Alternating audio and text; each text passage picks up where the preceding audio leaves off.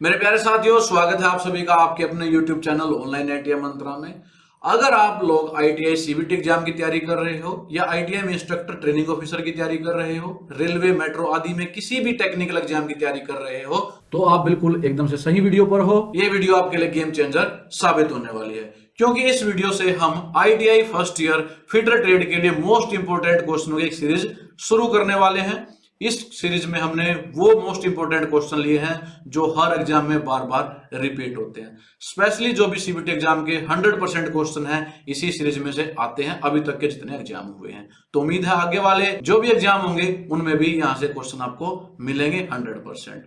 तो अगर आप एग्जाम को सच में क्लियर करना चाहते हो तो वीडियो को अंत तक जरूर देखना, और पूरी सीरीज की जो दूसरी वीडियो उसकी अपडेट के लिए हमारे चैनल को सब्सक्राइब कर लें और बेल आइकन को हिट करके नोटिफिकेशन भी ऑन कर ले, ताकि कोई भी वीडियो आप मिस ना कर सको। इसके अलावा हमारा टेलीग्राम चैनल, व्हाट्सएप चैनल भी ज्वाइन कर लेना, जिसका लिंक आपको डिस्क्रिप्शन बॉक्स में मिल जाएगा, या जब आप टेलीग्राम पर सर्च करोगे ऑनलाइन आईटीआई मंत्रा लिख के तो हमारे लोगों से आप हमारे चैनल को पहचान लोगे। उसको भी जरूर ज्वाइन कर ले, सारी अपडेट हम वहां भी डालते हैं। इस सीरीज की प्रत्येक वीडियो में हम लगभग 15 क्वेश्चन करेंगे, और ये 15 क्वेश्चन हम इतनी अच्छे प्रकार से करेंगे कि मैं केवल आपको रटा रटा जवाब नहीं दूंगा, आंसर नहीं बताऊंगा। प्रत्येक क्वेश्चन को प्रत्येक ऑप्शन के साथ इतने अच्छे से समझाऊंगा कि आपको ये क्वेश्चन रटने की जरूरत नहीं पड़ेगी। प्रत्येक क्वेश्चन आपके दिमाग में फिट हो जाएगा, उसका आंसर आपको दिमाग में ऐसे याद हो जाएगा कि एग्जाम तक आप उसको बिल्कुल भी नहीं भूलोगे। तो उम्मीद करता हूं कि आप इन एग्जाम की तैयारी सच्चे मन से मेरे साथ पूरी सीरीज में मन लगाकर करोगे, और प्रत्येक वीडियो में कमेंट करके बताओगे अपना नाम और अपने स्टेट और जिले का नाम, ताकि मुझे पता लग जाए किस जिले के बच्चे सबसे ज्यादा पढ़ते हैं और सबसे ज्यादा उनसे जुड़े हुए हैं। तो प्रत्येक वीडियो में लाइक और कमेंट जरूर करते रहें। और हाँ, जो बच्चा सबसे ज्यादा कमेंट करेगा उस बच्चे को मैं इस पूरी सीरीज कंप्लीट होने के बाद इन क्वेश्चनों की पीडीएफ उसको फ्री में उसके व्हाट्सएप नंबर पर भेज दूंगा। इसके लिए आप जो स्क्रीन पर मेरा व्हाट्सएप नंबर है वो नोट कर लीजिए। इसी के अलावा आईटीआई से रिलेटेड कोई भी प्रॉब्लम होती है, इस सीरीज से रिलेटेड कोई प्रॉब्लम होती है, तो इस व्हाट्सएप नंबर पे आप कोई भी मैसेज डाल सकते हो। प्रत्येक मैसेज का जवाब मैं समय लगते ही जरूर से जरूर दूंगा, तो आप मुझसे ऐसे भी जुड़ सकते हो। इसके अलावा वीडियो के कमेंट में भी आप कोई प्रॉब्लम लिखते हो, उसके जवाब भी मैं जरूर देता हूं, तो वीडियो के कमेंट बॉक्स में जरूर कमेंट करते रहे। अगर आपको वीडियो अच्छी लगे, थोड़ी सी भी कुछ अच्छा समझ में आए, तो उसको लाइक करके अपने दूसरे साथियों के साथ भी इन वीडियोस को जरूर से जरूर शेयर कर देना। जो आपके टीचर ने व्हाट्सएप ग्रुप बनाए होंगे आपकी क्लास के, तो वहां भी इन वीडियोस को जरूर शेयर करना। अब ज्यादा वक्त ना लेते हुए हम वीडियो शुरू करते हैं हमारे क्वेश्चन नंबर 1 से। तो ये रहा हमारा क्वेश्चन नंबर 1। क्वेश्चन इस प्रकार है, which one is the personal safety? व्यक्तिगत सुरक्षा कौन सी है? 4 ऑप्शन आपको दिए गए हैं, अलग अलग प्रकार की सेफ्टी होती है, आपने बताना इन 4 में से पर्सनल सेफ्टी की कैटेगरी में क्या आएगा। जैसे ए ऑप्शन है कीप द मशीन क्लीन, यहां पर मशीन को साफ रखे, तो भाई मशीन को साफ रखना ये पर्सनल सेफ्टी में नहीं आएगा, ये मशीन सेफ्टी के अंतर्गत आता है, तो ये आंसर नहीं होगा। दूसरा, कंसंट्रेट ऑन योर वर्क, अपने काम पर ध्यान दें, बिल्कुल यही आंसर भी हो जाएगा भाई। अगर आप अपने काम पर ध्यान दे रहे हो, इसका मतलब आप किसका ध्यान रख रहे हो? पर्सनल सेफ्टी का, व्यक्तिगत सुरक्षा का ध्यान रख रहे हो। तो इस क्वेश्चन का आंसर क्या हो जाएगा? बी हो जाएगा। बी पर टिक करेंगे।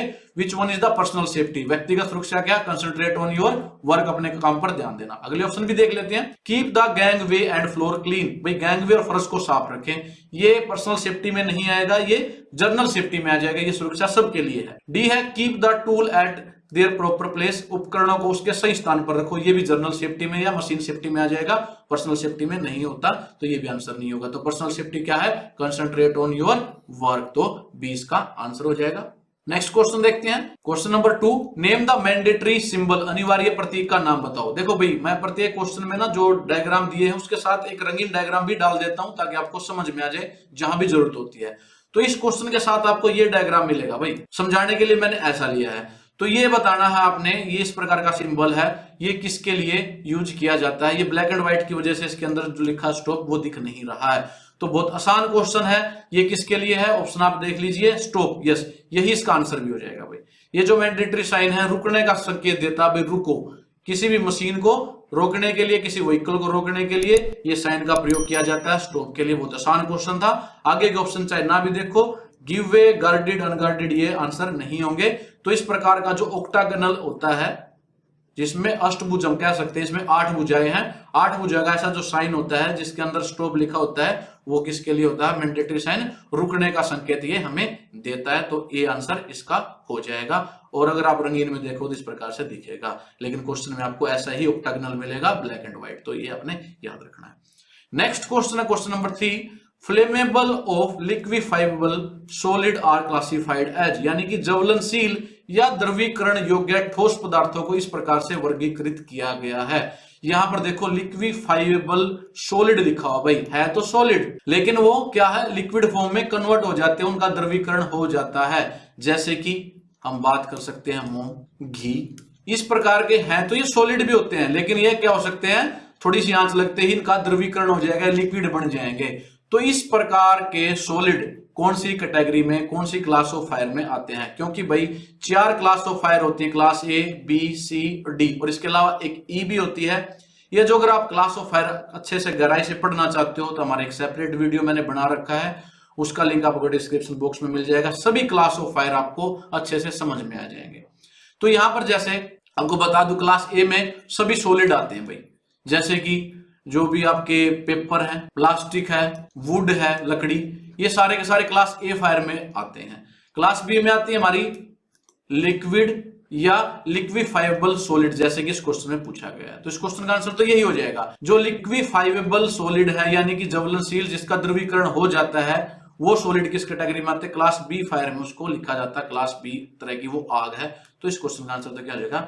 बी हो जाएगा, ये अपने याद रखना है। वैसे मैंने बता दिया, क्लास ए में आपके सॉलिड्स आते हैं, बी में आपके लिक्विड आते हैं या जो लिक्विड बन जाते हैं वो सॉलिड आते हैं, क्लास सी में आपकी गैसेज आती हैं, और क्लास डी में हमारी इलेक्ट्रिकल तरह की फायर आती हैं। तो ये अलग अलग कैटेगरी होती हैं, अच्छे से समझने के लिए हमारे जो सेपरेट वीडियो वो भी देख लेना। तो यहाँ का आंसर जो हो जाएगा हमारा बी हो जाएगा। लिक्विड पूछे या लिक्विफाइबल सॉलिड पूछे, जो द्रवीकरण हो जाता है जिन सॉलिड का, वो क्लास बी में आते हैं। तो क्वेश्चन आंसर हमारा बी है। Next question, question 4, which is the immediate life saving procedure, तुरंत जीवन रक्षक प्रक्रिया कौन सी? अगर कोई भी इंसिडेंट या एक्सीडेंट हो जाता है तो इन 4 में से कौन सी लाइफ सेविंग प्रोसीजर है? ऑप्शन ए है फर्स्ट एड, प्राथमिक चिकित्सा, बी है कॉल ए डॉक्टर, डॉक्टर को बुलाओगे, सी है इंटेंसिव केयर यानी गंभीर चिकित्सा, और डी है मेडिकल ट्रीटमेंट, चिकित्सक उपचार। तो इमीडिएट लाइफ सेविंग प्रोसीजर क्या होगा भाई? आप सभी को पता भी होगा, क्लास में पता होगा, आसान भी है। सबसे पहले कोई भी एक्सीडेंट या इंसिडेंट होता है तो उसको फर्स्ट एड दी जाती है, प्राथमिक चिकित्सा दी जाती है, और फर्स्ट एड अगर सही समय पर दे दी जाए तो एक्सीडेंट में घायल व्यक्ति की जान बचाई जा सकती है। ये बहुत ही इंपॉर्टेंट होती है फर्स्ट एड। तो first aid immediate life saving procedure है किसी भी एक्सीडेंट के बाद, ये आपने याद रखना। आसान क्वेश्चन था, ए पर टिक करेंगे। नेक्स्ट क्वेश्चन है question number 5, name the warning sign, चेतावनी संकेत का नाम बताओ। भैया चेतावनी संकेत है, जितने भी वार्निंग साइन होते हैं वो ट्रायंगुलर शेप में ही होते हैं। इसके अंदर ये एक ट्रेन है, आपने बताना ये वार्निंग साइन किसके लिए प्रयोग करते हैं। ये भी आसान क्वेश्चन है। ए है स्कूल, बी है गार्डेड, सी है अनगार्डेड, और डी है पेडेस्ट्रियल क्रॉसिंग। तो आप देख सकते हो ये जो साइन है आपको रेलवे फाटक पे देखने को मिल जाता है। रेलवे फाटक पर कैसे? जो भी रेलवे फाटक अनगार्डेड होती है, क्या होती है? अनगार्डेड, जहां पर सुरक्षा गार्ड नहीं होता उसको बोलते हैं असुरक्षित फाटक। तो इस क्वेश्चन का आंसर हो जाएगा अनगार्डेड, सी। जो भी अनगार्डेड मशीनरी होती है या जैसे रेलवे फाटक होती है, अनगार्डेड है, वहां पर कोई गार्ड नहीं है, फाटक को बंद करने के लिए, ओपन करने के लिए वो फाटक खुली हुई है। लेकिन आजकल तो मेरे ख्याल से इंडिया में कहीं भी अनगार्डेड अभी नहीं रही है कोई भी रेलवे फाटक, लेकिन पहले होती थी, जहां पर गार्ड नहीं होता था वहां पे कम ट्रेनें चलती थी, तो उस तरह का ये जो साइन है वहां लगाया जाता था। तो इसका आंसर क्या हो जाएगा? अनगार्डेड, असुरक्षित।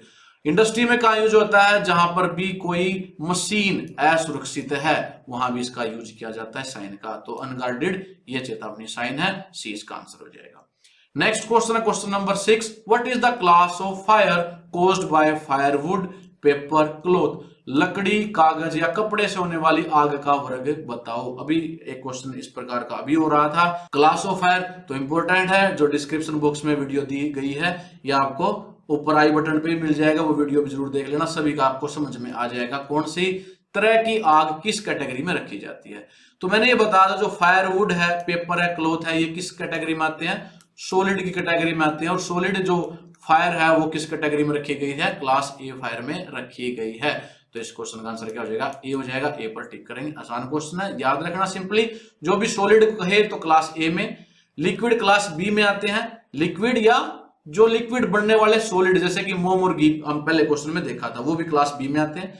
क्लास सी में हमारे गैसेज आती हैं, उनकी जो फायर होती है, और क्लास डी में हमारी इलेक्ट्रिकल फायर आती है। तो ये आपने याद रख लेनी है। यहाँ सॉलिड के बारे में पूछेगा तो क्लास ए फायर इसका आंसर हो जाएगा। नेक्स्ट क्वेश्चन है question number 7, which fire extinguisher filled with the carbon tetrachloride यानी कि CTC एंड ब्रोमोक्लोरो डाइफ्लोरोमीथेन BCF, कौन सा अग्निशामक कार्बन टेट्राक्लोराइड और ब्रोमोक्लोरो डाइफ्लोरोमीथेन से भरा होता है? फायर एक्सटिंग्विशर किस लिए प्रयोग करते हैं भाई? कहीं आग लग जाती है तो उसको बुझाने के लिए फायर एक्सटिंग्विशर का प्रयोग किया जाता है, अग्निशामक यंत्र का प्रयोग किया जाता है। और ये भी अलग अलग कैटेगरी होती है, जैसे फायर की अलग अलग कैटेगरी थी, हमने देखी थी A, B, C, D और E। उसी प्रकार से अलग अलग तरह की आग को बुझाने के लिए अलग अलग तरह के फायर एक्सटिंग्विशर होते हैं। यहां पूछा गया है कि कौन से तरह के फायर एक्सटिंग्विशर में CTC और BCF भरे होते हैं। ऑप्शन आपके पास है कार्बन डाइऑक्साइड, B है हेलोन एक्सटिंग्विशर, C है फोम एक्सटिंग्विशर और D है हमारा ड्राई पाउडर एक्सटिंग्विशर। तो CTC और BCF हमारे हेलोन एक्सटिंग्विशर में भरे होते हैं। तो इस क्वेश्चन का आंसर क्या हो जाएगा हमारा? बी हो जाएगा, हेलोन एक्सटिंग्विशर। और इस तरह के अग्निशामक यंत्र कहां प्रयोग करते हैं? जहां इलेक्ट्रिकल फायर होती है, बिजली की वजह से जो आग लग जाती है, ज्यादातर वहां यूज करते हैं हेलोन एक्सटिंग्विशर का। और इसमें क्या भरा होता है? कार्बन टेट्राक्लोराइड भरा होता है, उसके साथ ब्रोमोक्लोरो डाइफ्लोरोमीथेन भी भरा होता है। तो ये किस आंसर क्या हो जाएगा? हेलोन हो जाएगा। बी पर टिक करेंगे। नेक्स्ट क्वेश्चन हमारा question number 8, which comes under the mechanical occupational hazard, कौन सी यांत्रिक व्यवसायिक खतरों के अंतर्गत आता है? भाई अलग अलग हजार्ड होते हैं, खतरे होते हैं, इसकी भी अलग अलग कैटेगरी होती है। यहां पूछा गया है कि मैकेनिकल ऑक्यूपेशनल हजार्ड के अंदर इन चार में से क्या आता है। ऑप्शन देख लीजिए, पहले क्या है? नॉइस यानी कि शोर, ये फिजिकल हजार्ड में आता है। भाई किस में आता है? फिजिकल हजार्ड में, तो इसका आंसर नहीं होगा। टॉक्सिक, ये केमिकल हजार्ड में आता है, ये भी आंसर नहीं होगा। अनस्किल्ड यानी कि अकुशल, ये कुशलता से रिलेटेड आंसर दिया गया कि वो लेबर है, स्किल्ड है कि अनस्किल्ड है। डी है अनगार्डेड मशीनरी, असुरक्षित मशीनरी। बिल्कुल मैकेनिकल ऑक्यूपेशनल हजार्ड में आ जाएगा अनगार्डेड मशीनरी। अभी इसका हमने सिंबल भी देखा था। अगर मशीनरी असुरक्षित है, अनगार्डेड है, तो वहां पर एक्सीडेंट होने के चांसेस रहते हैं।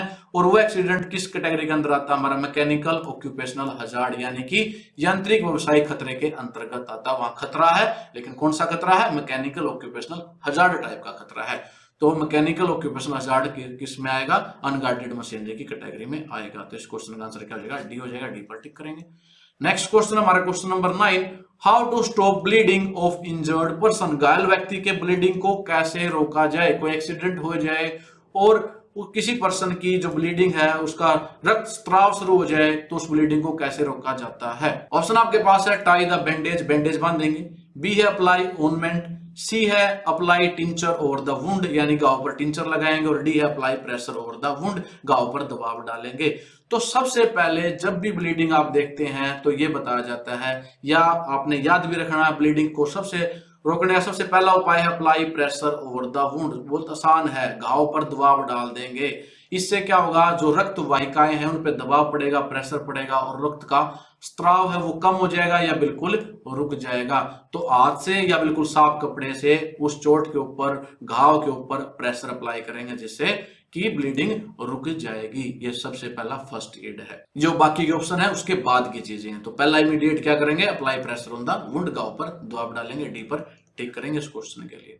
उम्मीद करता हूं मेरे प्यारे बच्चों कि आपको प्रत्येक क्वेश्चन अच्छे से समझ में आ रहा होगा। अगर आपको वीडियो पसंद आ रही है तो प्लीज वीडियो को अभी लाइक जरूर कर दें और कमेंट करके बताएं कि आपको क्वेश्चन समझ में आ रहे हैं और किस डिस्ट्रिक्ट से आप ये वीडियो देख रहे हैं।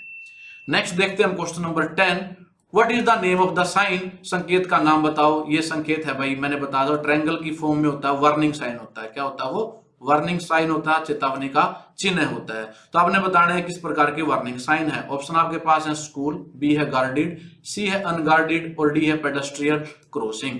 तो आप देख सकते हो इस तरह के साइन रोड पे होते हैं हमारे, और ये एक व्यक्ति है चल के जा रहा है, यहाँ पर ये रोड के ऊपर है। तो ये किसका साइन है? पेडेस्ट्रियन क्रॉसिंग का, पैदल यात्री क्रॉसिंग का। तो इस क्वेश्चन का आंसर क्या हो जाएगा? डी हो जाएगा। ये साइन किसी भी व्हीकल के ड्राइवर को बताता है कि आगे क्रॉसिंग है पैदल यात्री के लिए, तो आप गाड़ी को थोड़ा मंदा कर लीजिए, उसकी स्पीड डाउन कर लीजिए और चौकन्ने हो जाओ, ध्यान दे के यहां से व्हीकल को निकालो। तो ये सिंबल किसके लिए है? पेडेस्ट्रियन क्रॉसिंग यानी कि पैदल यात्री क्रॉसिंग के लिए डी पर टिक करेंगे। नेक्स्ट क्वेश्चन है question number 11, what is the 3 factor causes fire? आग के 3 कारक कौन से है भाई? आग लगने के लिए 3 कारकों की मुख्यतः जरूरत होती है, वो आपने तीनों कारकों के नाम बताने हैं। ये जो डायग्राम है आपको क्वेश्चन के साथ नहीं मिलेगा, ये मैंने समझाने के लिए बनाया है। इसको बोलते हैं भाई फायर ट्रायंगल। क्या बोलते हैं? Fire triangle. और इस फायर ट्रायंगल में देख सकते हो यहाँ पर ऑक्सीजन लिखा हुआ है, यहाँ पर हीट यानी कि गर्मी उष्मा, यहाँ पर फ्यूल यानी कि ईंधन। तो भाई यही बोली जाती है, इन 3 चीजों को मिलाकर बोला जाता है फायर ट्रायंगल। और इन 3 चीजों की ही आवश्यकता होती है किसी भी आग को जलने के लिए। तो ये 3 कारक हैं, यही इस क्वेश्चन का आंसर भी है। देख लीजिए किस ऑप्शन में ये दिए गए हैं। पहले देखिए फ्यूल, हीट, ऑक्सीजन। बिल्कुल, ईंधन, गर्मी और ऑक्सीजन तीनों चीजें मिल जाएंगी तो आग उत्पन्न हो जाएगी, आग लग जाएगी। तो इस क्वेश्चन का आंसर क्या हमारा ए है। ए पर टिक करेंगे, आपने याद रखना है। अगले ऑप्शन देख लेते हैं, वो आंसर क्यों नहीं है। बी में देखो ऑक्सीजन, फ्यूल, हाँ ये दोनों चाहिए, लेकिन नाइट्रोजन इसका नहीं आंसर हो सकता। नाइट्रोजन नहीं चाहिए आग के लिए, तो ये भी गलत हो जाएगा। यहाँ भी नाइट्रोजन, ये भी गलत हो जाएगा। फ्यूल चाहिए, हीट चाहिए, ठीक है। कार्बन डाइऑक्साइड नहीं चाहिए, ये आपको बुझा सकती है, जलाने में मदद नहीं करती है। यहाँ पूछा गया आग के 3 कारक, यानी आग को जलने में कौन मदद करता है या किसके कारण वो उत्पन्न होती है। तो 3 ही चीज है भाई, ऑक्सीजन चाहिए, हीट यानी कि गर्मी ऊर्जा चाहिए, फ्यूल यानी कि ईंधन चाहिए। जहां ये 3 चीजें मिल जाएंगी तो आग लग जाएगी, पैदा हो जाएगी। तो इस क्वेश्चन का आंसर था ए, आसान क्वेश्चन था। नेक्स्ट क्वेश्चन है 12th, what is the period referred as the golden hour? किस अवधि को सुनहरे घंटे कहा जाता है? ऑप्शन आपके पास है, फर्स्ट 30 मिनट आफ्टर इंसिडेंट, घटना के बाद के पहले 30 मिनट, फर्स्ट 30 मिनट पहले 30 मिनट, सी है फर्स्ट 45 मिनट ऑफ एडमिशन, प्रवेश के पहले 45 मिनट, या फर्स्ट 60 मिनट आफ्टर ट्रीटमेंट, उपचार के बाद पहले 60 मिनट। अब पहले इस क्वेश्चन को समझिए, ये कौन से पीरियड की बात कर रहा है भाई? कोई एक्सीडेंट हो जाता है, दुर्घटना होती है, व्यक्ति घायल हो जाता है, तो कौन से समय को गोल्डन आवर यानी कि सुनहरे अवसर कहा जाता है? तो पहली 30 मिनट इंसिडेंट के बाद, दुर्घटना के बाद जो पहली 30 मिनट होती हैं वो लाइफ सेविंग होती हैं। वो 30 मिनट निर्धारित करती हैं, वो फर्स्ट एड भी दी जाती है उसके दौरान, वो निर्धारित करती हैं, आपकी जान को बचाने में काफी मददगार होती हैं। इसलिए इसको गोल्डन आवर कहा जाता है भाई, सुनहरा घंटे कहा जाता है। अगर इन 30 मिनट में अच्छे से ट्रीटमेंट हो जाए, फर्स्ट एड हो जाए, तो वो जान बचाने में मददगार साबित होती है। तो इस क्वेश्चन का आंसर क्या हो जाएगा? ए हो जाएगा। Next option the first 30 minute, लेकिन ये पहली 30 मिनट ये नहीं बताई इंसिडेंट के बाद की है पहले की, इसलिए आंसर नहीं होगा। 45 मिनट ऑफ एडमिशन, भाई अगर वो उसमें चलाया गया है अस्पताल में तो वो मिनट भी कंसीडर नहीं होती। ये ट्रीटमेंट के बाद तो मतलब ही नहीं, ट्रीटमेंट ही हो चुका है, तो उसके बाद क्या गोल्डन आवर बचा है? तो गोल्डन आवर होता है पहले 30 मिनट इंसिडेंट के तुरंत बाद। नेक्स्ट क्वेश्चन है हमारा 13, what is the first step of avoiding accident in the work place? भाई काम की जगह पर दुर्घटना से बचने के लिए पहला कदम क्या होगा? ऑप्शन आपके पास है, बाय वेयरिंग सेफ्टी इक्विपमेंट, सुरक्षा उपकरण पहनकर, बी है doing things in one's own way, C है by observing the safety precautions, और डी है doing things with the highly skilled working practice. भाई किसी भी वर्क प्लेस पे एक्सीडेंट से बचाने का सबसे आसान और पहला तरीका है by observing the safety precaution, यानी कि सुरक्षा उपाय का पालन करके। अगर प्रत्येक एम्प्लॉय सुरक्षा जो उपाय दिए गए हैं, प्रिकॉशन दिए, उनका पालन करेंगे तो एक्सीडेंट होने के चांसेस नील हो जाते हैं। इसलिए कहा जाता है कि ये पहला स्टेप है, by observing the safety precaution, सुरक्षा उपाय का पालन करना पहला स्टेप है, पहला कदम है किसी दुर्घटना से बचने का। तो सी इसका आंसर हो जाएगा, बाकी ऑप्शन नहीं इसका आंसर होंगे। नेक्स्ट क्वेश्चन हमारा 14, what does the symbol denote? यह प्रतीक क्या दर्शाता है? भाई आपको क्वेश्चन में ये सिंबल दिया गया है, समझाने के लिए मैंने ये सिंबल रंगीन बना दिया ताकि आपको अच्छे से समझ में आ जाए, दिमाग में फिट हो जाए। तो ऑप्शन आपके पास है स्टॉप रुको, बी है गिव वे रास्ता दो, सी है पेडेस्ट्रियल क्रॉसिंग, और डी है ओवरटेकिंग प्रोहिबिटेड, ओवरटेकिंग निषिद्ध है। तो देखो स्टॉप का आप देख चुके हो सिंबल, स्टॉप का ऑक्टागोनल होता है इस प्रकार से, तो ये आंसर नहीं होगा। गिव वे, यस रास्ता दे, ये इसका आंसर होगा भाई। कहीं भी रास्ता देने के लिए बताता है कि जो सामने से व्हीकल आ रहा है उसको रास्ता दो, उसके लिए सिंबल यूज किया जाता है, और मोस्टली इन्वर्टेड होता है, इस प्रकार से उल्टी ट्रायंगल इसमें दी जाती है। कई बार सीधी भी यूज करते हैं, तो ऐसे या ऐसे दी गई हो तो वो क्या दिखाता है कि रास्ता दो। पेडेस्ट्रियल क्रॉसिंग का सिंबल भी आप देख चुके हो, ये भी आंसर नहीं होगा, ओवरटेकिंग का भी ये सिंबल नहीं है। तो ये जो वार्निंग साइन है इस प्रकार से ट्रायंगल की शेप में खाली, तो ये इसके क्या है हमारा गिव वे, यानी कि रास्ता दो सामने वाले व्हीकल को, ये आपको दर्शाता है। तो इस क्वेश्चन का आंसर ये रहेगा। आज की वीडियो का लास्ट क्वेश्चन है question number 15। What is the colour code of the bins for waste paper segregation. कचरा पेपर विभाजन के लिए बिन का रंग कोड क्या है।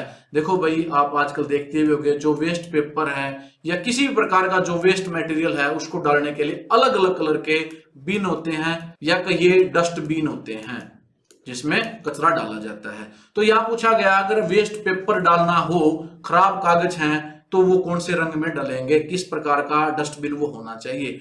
ए ऑप्शन है रेड यानी कि लाल, बी है ब्लू यानी कि नीला, सी है ब्लैक यानी कि काला, डी है ग्रीन यानी कि हरा।